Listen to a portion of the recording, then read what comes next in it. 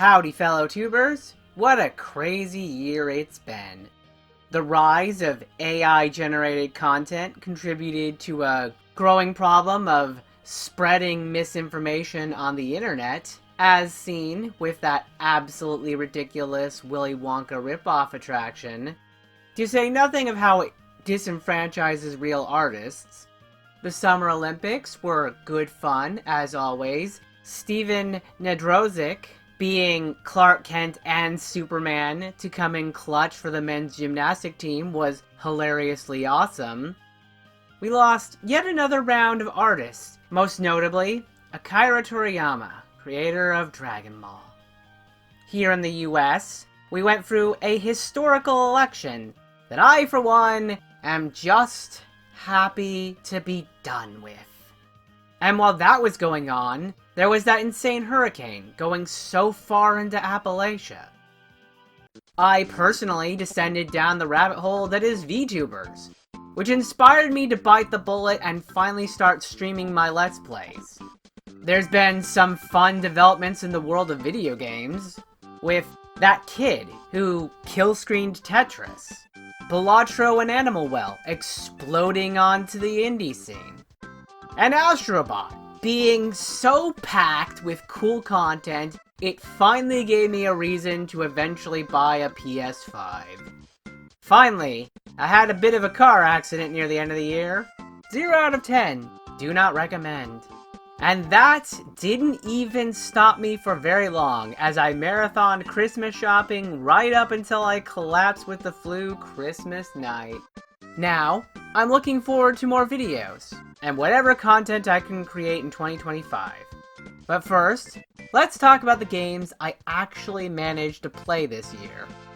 I knocked out a few heavy hitters off the list, and found some new favorites, so let's get to it. 10.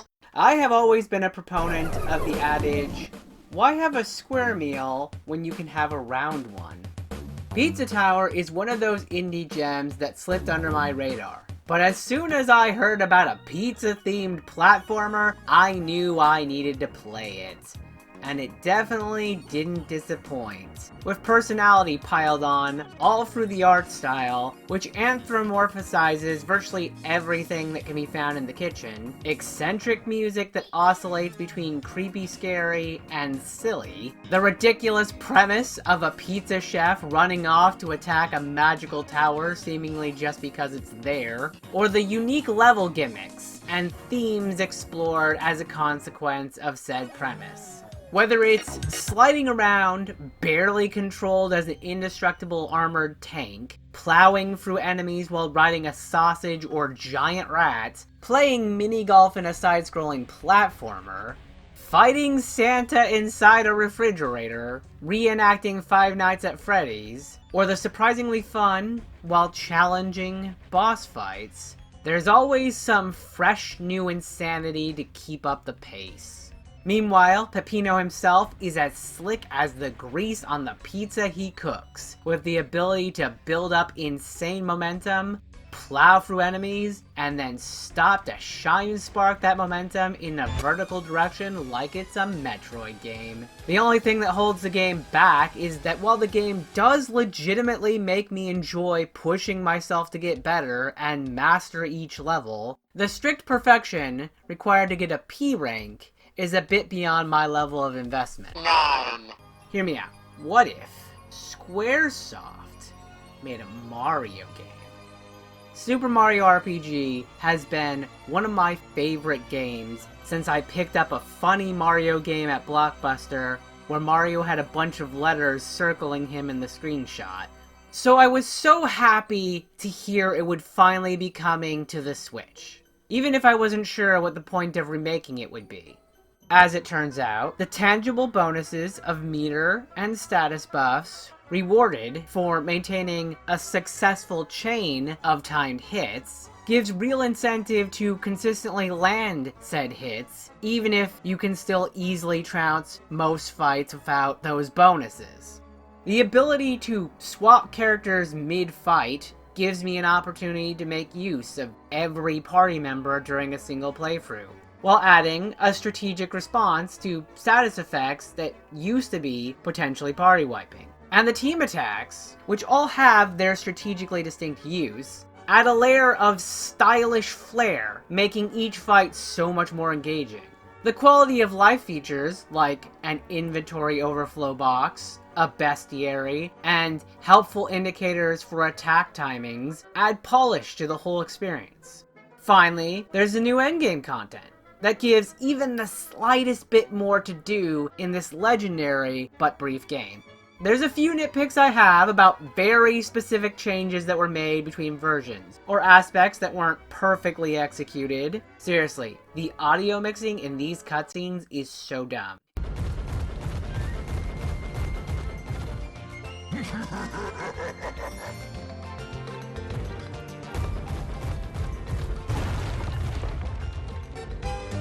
And these cowards changed iconic monster attacks like Corona to generic nonsense like Fire Spin. But even with that in mind, this is easily the definitive version of the game. 8. Way back in college, I stumbled on my brother and a family friend playing a tactics RPG with an anime story I have since heard described as World War II from Holland's perspective. And I knew I had to play it. Now, after many years, I finally fit it into the schedule. Not here.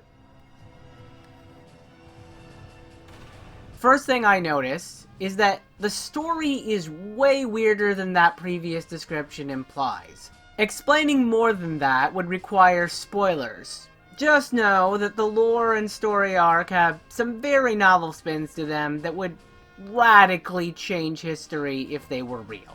Regardless, the stylistic aesthetic combining penciled cell shading, 1930s fashion, and Magitech creates an atmosphere of vivid colors for the dreary deserts, the terrorized towns, the felled forest, and the mechanical monstrosities. The gameplay, on the other hand, has a lot of rough edges. For one thing, the balancing is pretty terrible. I somehow had a worse experience on this first playthrough than Fire Emblem, even considering the more lenient permadeath system that gives you a few turns to rescue downed characters before they're gone for good. At the same time, I love this combat system so much. All the finding good cover from enemy attacks while positioning to blast enemies if they move, and a variety of victory conditions of XCOM with the added nuance of manually aiming like an FPS, complete with headshots. There's also the control point system that allows you to move individual characters more than once per round at the cost of moving slower each turn, and potentially leaving other characters without movement options, allowing for more nuanced and versatile strategies within a turn. Finally, there's the epic set pieces, including several no man's land crossings, epic battles to disable fantastically anime-sized tanks, and even a fairly solid stealth level. It was totally worth the wait, and I really wish more of the franchise were available on modern consoles. Listen, Sly, Ezio, Therion, you guys are great, but you know the point of stealth is to avoid confrontation, right? Is there anyone that understands the concept of a low profile?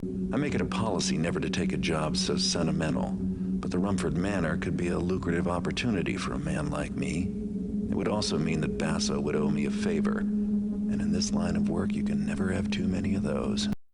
Oh yeah, time to walk through the shadows again in Thief 2, The Metal Age. Coming off the end of Thief 1, Garrett's dreams of early retirement have reverted to desperately grabbing jobs to keep up with rent, until he gets entangled with the plans of a madman who intends to enforce an age of cybernetics and robotization. I love all the funky twists and turns that story takes, and Thief 2 does a good job of making the main antagonist a constant, developing threat without completely undermining Garrett's status as the one thief who actually sticks to the shadows. Truthfully though, the place the game really earns a lot of its praise are the cool set pieces and the subtle but nuanced changes related to Garrett's toolkit. Water arrows were already my favorite item back in Thief 1, but with the robots not really counting as a kill and being particularly vulnerable to a good splash, it adds a layer of refined precision shooting without having to kill anybody. The new potions are surprisingly effective, even if there aren't as many as I would like. And the remote scouting orbs make exploration potentially much more strategic, even if I personally forgot to use them most of the time. All of these tools are important to master as you explore tremendously atmospheric set pieces. It starts with desperately ransacking a warehouse compound on the docks when pressed for cash. But next thing you know, you're sneaking into the police office to discredit a corrupt sheriff while on the most wanted list.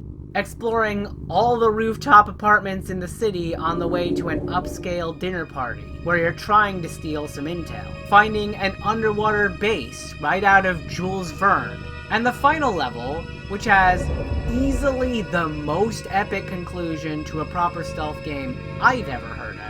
It was an exhilarating return to the shoes of the best thief in gaming, and I hope the final game in the original trilogy holds on to even a fraction of this magic. Years ago, I used to perpetually whine online about the action-oriented direction the Final Fantasy series was headed, and frankly, seeing what the franchise has turned into, I feel fairly vindicated in that criticism. But now, years later, I will admit I was wrong for at least this case. Because Final Fantasy XII is actually kind of fun. The story's half-baked, but I appreciate how it has the most grounded adventure and ending in the entire franchise, while also being unambiguously optimistic throughout. I still stand by my opinion that gambits are a terrible band-aid for simple turn-based combat, but the pseudo-real-time aspects, on the other hand, are in fact annoyingly effective at solving a lot of problems with turn-based combat. Walking around seamlessly, engaging in as many combat encounters simultaneously as are in the overworld at the time, means status type moves are worth using. Even in boss fights, the pacing is such that spending a moment every once in a while buffing the team and throwing some debuffs the enemy's way is actually a good idea. My favorite mechanic is the kill chain system, where the game keeps track of how many of a specific enemy type you've killed since you last hit a save crystal or safe area. Which is not only important because trading monster drops is the main income source in this game, but also because the higher your skill count gets, there's a chance you'll get a special drop that heals and buffs your party for free. Finally, there's the Quickenings, this game's version of Limit Breaks, which add a second and third mana bar for each level you've unlocked for the character. They present a fun routing challenge in the license board, as only one character can claim a given quickening node in a given playthrough. And like some of the limits in Final Fantasy VIII, the QuickTime event that comes with the quickenings adds a satisfying level of skill-based engagement. It just sucks that they really aren't that efficient for the amount of mana they consume. Ultimately, Final Fantasy XII couldn't dethrone 10 as my favorite, but it ranks quite high overall. 5. That's right, folks. Come on down, witness the unearthed remnant of that long-forgotten and prehistoric time period known as the 80s. One of my weird fascinations that's cropped up in the last several years are video game compilations with a curation gimmick. Retro Game Challenge, NES Remix, and Atari 50th Anniversary all come to mind. So when I saw UFO 50, a game compilation consisting of smaller indie games inspired by classic arcade and early computer games, I knew I had to play it. Unfortunately, the curation gimmick is kind of underwhelming, with no real sense of mechanical progression and no story to go along with the order of games. It really would have been nice if there were more cheat codes, which could have been unlocked through some sort of smaller goal-based currency system. At least there's the meta side quest that seems to be embedded in various corners of the collection in the form of special cheat codes that unlock special challenges in the games that do hint at some kind of story, even if it doesn't facilitate progression. But it's an intriguing feature that will draw me back for future playthroughs. But enough about the set dressing, we're here for the games in the collection itself. Arcade score chasers with some novel features and ideas make the base of the collection. Add in a few puzzle games with some charming aesthetic ideas. Of course, there's a handful of roguelikes to spend hours mastering. And even a horror-themed adventure game that really took me back to the days of Sierra and LucasArts. My personal favorites of the whole collection are Mortal, which is essentially Lemmings as a side-scrolling platformer, Valbrace, a dungeon crawler with a drawing mechanic to cast spells, Party City, which may well be blackjack with extra steps, but those extra steps are really endearing. And finally, Min & Max, an exploration platformer built around a ludicrously fleshed out shrinking and growing mechanic that has a surprising amount of world building for a side-scrolling platformer. UFO 50 really isn't for everyone. But if you like arcade-style games or love indie games with novel twists, seeing how many you can complete for the gift-giving challenge or how many you can get to gold or cherry rank is a blast. People don't understand time. It's more like a big bowl of wibbly-wobbly, timey-wimey sand that stands firm one moment and swallows you whole the next. As you trot its paths, you'll meet new faces who for some reason have known you for years, and old faces made young again. Prince of Persia: The Lost Crown is a brutally hard Metroidvania, elevated by great gameplay and a cool setting. The protagonist, Sargon, is a likable combination of cocky younger brother and driven young man with a heart of gold. Even if the game could have filled a little more of the travel time fleshing him out. The mountain city where the game takes place is a character unto itself. Once a center of learning, now transformed into a twisted, hostile realm of monsters and chaos, leaving the residents of the mountain in various states of victimized or thriving in the messed up, mystical ecosystem. Which is good, because you really need a breather in between all the intense gameplay this game has to offer, which all walks a fine line between satisfying and frustrating. The combat easily has enough tech and combo potential to fit right into a fighting game, with some powerful parries, high-low dynamics, charged attacks, and crazy movement options like dashes and teleports. Likewise, there's platforming, which includes a lot of classic running and jumping mechanics, dashes, wall jumps, bar swings, and a variety of switch puzzles that all demand perfect positioning and pacing. Then there's the bosses, which all walk a fine line between Metroid-style action platforming memorization puzzles and Vania-style unmovable standing damage walls.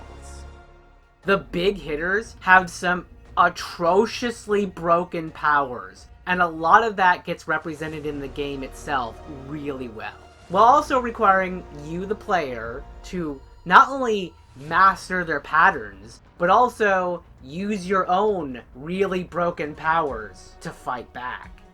This game pushed me to my limits, and occasionally over them. And I'm not ashamed to say, I used the accessibility-based platforming skips and lowered the difficulty for some of the bosses. I had a lot of fun, and I'll probably play it again. but I didn't have to force myself to stop the way I did for the last few entries on this list. You know what they say, one man's trash is another crab's treasure. When I was in first grade, Home for a Hermit Crab was read to me. And I've always felt that a hermit crab, swapping between or decorating shells, should make for a great video game. Oh, crab baskets. No! A Souls-like is not what I had in mind, but I'll take it. I love this fantastical SpongeBob setting, the town built from trash, the slurry, and the bottom of the drain are distinctive, iconic locations. The Loan Shark is an amazing choice for an instigative antagonist. The third-person talking moon snail is a hilarious mentor. And the direction Krill's story takes carries a meaningful message about self-improvement and not living life passively. Speaking of which, man, does this game go places in its third act. Like, the whole time, the Souls equivalent of hollowing is based off of a painfully real-world problem of environmental pollution. But then the game shifts into all sorts of far more fantastical things that have their own wild implications. Going back to the Home for a Hermit Crab comparison, we address the game's central mechanic, the shells. Being able to tank virtually all damage without a stamina stat to hold you back really does give me an added sense of boldness. The extra abilities each shell has and the types of things that get categorized as shells adds to the all-important fashion Souls. There's also some really fun, fundamental action RPG gameplay here. I especially love the parry. Something about inverting it to be when you stop blocking rather than blocking when the enemy attacks clicked with me in a really good way. I also can't imagine playing the game without the grapple mechanic. Like, obviously I'm biased because of my preference to open world exploration and movement tech, but even as a combat maneuver which is heavily automated, that slow-mo as you focus on the enemy and swing on over to smack them in the face is so satisfying. Finally, there's the accessibility features, like summoning your microplastic collection back when you don't feel like walking all the way to where you lost them, restarting each fight next to your microplastics, or the option to just give Krill a gun. This was such a fun journey and I can't wait for more from Aggro Crab. Would you like to play a game? You find yourself in a cabin in the woods, where this psychopath forces you to play an eclectic combination of D&D and Magic the Gathering, with lethal stakes. Next thing you know, the cards are talking to you. And apparently, the poor souls have been playing this song and dance so long it's routine for them. It's creepy. It's horrifying. And I can't quite get enough of it. From the small escape room puzzles scattered about the cabin, the papercraft tabletop board, or the cards that are all themed around North American wildlife, cryptids, and mythology. The main cards are also a riot. Whether it's the stoic but hopeful, stunted wolf cheering you on, the easygoing stink bug who seems to be content no matter what happens, or the incredibly pessimistic stoat. Mechanically, I love the way every facet of it loops together. Take the primary loop. Normally, I like card games in theory, but I'm not fond of PvP, and playing random CPU matches without any objective beyond win a match gets stale pretty fast. The narrative conceit of trying to survive the roguelike tabletop RPG-esque campaign not only adds drive, but it adds all sorts of other considerations beyond just win the match. Like powering up the right cards for endgame matches, winning extra hard so you can get extra teeth to pay for pelts, inventory management of non-card tools over the course of a run, and not losing so you can get smoke from your spare candle when you go up against a boss. There's a lot of strategizing to keep you thinking and planning ahead until the end of a given run. Finally, there's the second act twist, which requires a bit of sleuthing in the cabin outside of the roguelike main game, and as a reward, has the biggest shakeup to ongoing runs of any roguelike I've ever heard of. Fundamentally changing a lot of the things I already covered, including introducing whole new deck types revolving around different mechanics with different aesthetics, and completely changing what the story is even about. Like, I could fill this entry with so much gushing about what happens, but to avoid spoiling it for you, just know it involves card game culture and a whole different strain of horror. When I played the demo a few years ago, I instantly knew it would be a blast to play. But I didn't realize just how hard it would go. One of my new favorites, no question. And now for honorable mentions. There weren't a lot of them this year, but they were cool. Anopec. Cute, modern Doom clone with Metroidvania elements. Final Fantasy IX. One of, if not my favorite Final Fantasy casts, some of the best writing in the franchise, and some really great set pieces. The only reason this isn't in the top 10 is because the gameplay is pretty lacking. Consider this the unofficial number 11. Penny's Big Breakaway. Like the art style, characters, and set pieces, it's just that even though I like the idea of the gameplay, I do not gel with this type of platforming at all.